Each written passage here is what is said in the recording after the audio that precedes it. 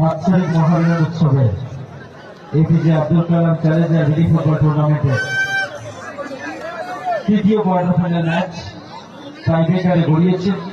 Tiebreaker হচ্ছে এখন মাঠে পূর্ব প্রান্তে টাইব্রেকার চলছে।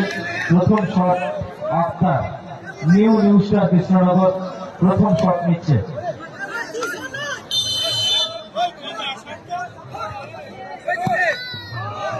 আক্তারের শট গোল, প্রথম শট গোল আক্তার।